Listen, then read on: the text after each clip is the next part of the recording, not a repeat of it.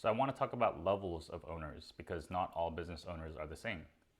When I first started my business, one of the books I was lucky to have read was the book The E-Myth by Michael Gerber. And if you haven't read it yet, I really recommend you check it out, especially if you're just getting into the world of owning your own practice. I think it's a great fundamental introductory book into a mindset shift of how we need to engage as owners in business. So the way most people go about ownership is that they want to be a technician. So he talks about 3 levels of ownership: a technician, a manager, and an entrepreneur. The E-myth, right? And the E-myth, the myth, is that if we can start our own thing, because we're a very good technician, we're very good at what we do, if we go start our own thing, that the patients will come. And I've seen this firsthand with a lot of clients, and it fails miserably, because the myth is that if we go and be a technician somewhere else, that we will get freedom of time, that we will get to set our own hours, set our own rules, do things the way that we want it to be. But the problem is that if we exist as a technician, what we're essentially doing is we're removing ourselves from an existing system that already worked, whether it was your previous employer, a hospital, or whatever. We're removing ourselves from that system. We're saying we're going to go create another system here, a business system. Yet there's so many components of it. And we say that we're only here to be a technician. And what I see these people do is that they end up hiring other people, other companies in order to do everything else around it, or everything, the other work of the system, and wanting themselves to be propped up. But what that creates is that they just end up being an employee. They end up just employing themselves in a worse system. And the irony is that they never get patients as a result. That if you exist as a business owner, in order to be a technician, in order to get more work for yourself, you end up not going to be getting more work. And there comes the term or the phrase, working on the business, not in the business. If you're working in the business, you're working as an employee, you're not pushing the needle forward, you're just doing what comes to you, versus working on the business. It means working on the systems, working on the conditions that will bring more patients and growth and so on. All right, the second level is going to be the managerial level. So I see this a lot in people who own multiple practices. They're very good managers.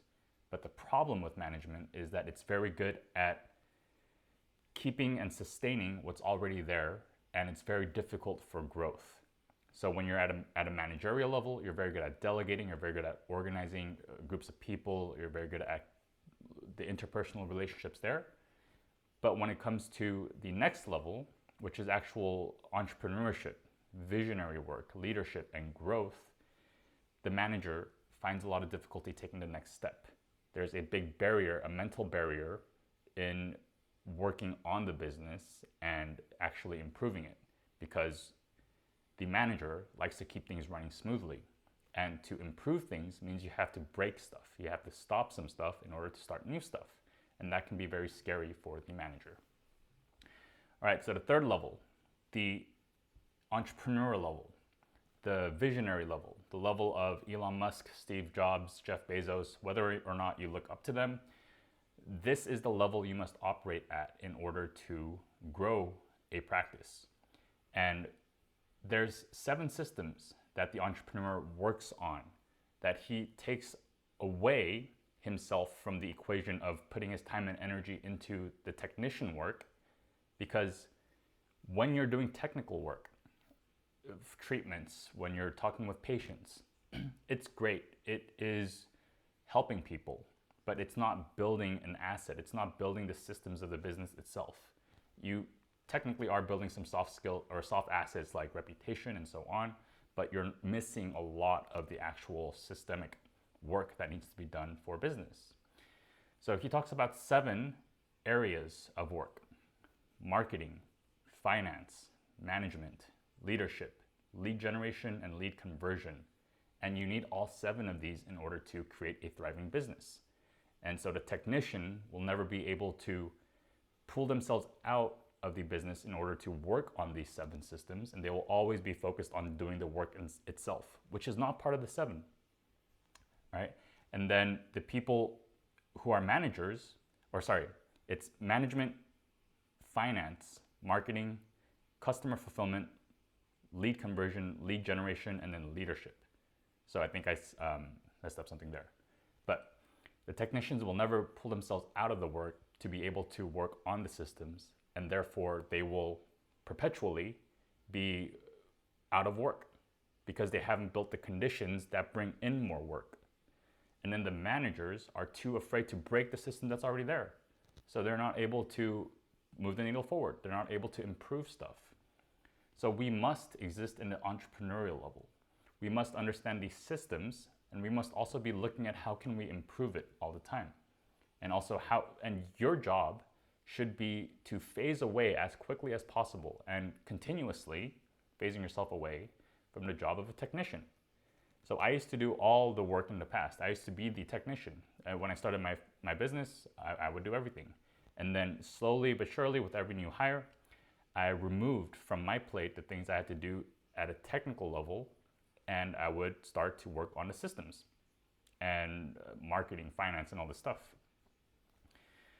So as a business owner, we have to get very adept at the 7 levels, which is one of the reasons why I promote the idea of dentists becoming marketers, because it's such a critical component of the 7 levels of business, marketing and leadership in particular. So I hope that is a mindset shift for you, that we have to engage at that different level. And if you're looking to learn marketing, which I hope you do, because I hope you start to look at the level of entrepreneurship. If you want to engage as an entrepreneur, you have to learn these 7 systems. I know a lot of people who will do business thinking they can just focus on one area and thinking that someone else will take care of the rest. But the problem is you can't hire people to take care of the rest unless you grow your business. It's a catch-22. Like, who starts first? And it's going to have to be you. And one of the main things I believe is that marketing is all-encompassing.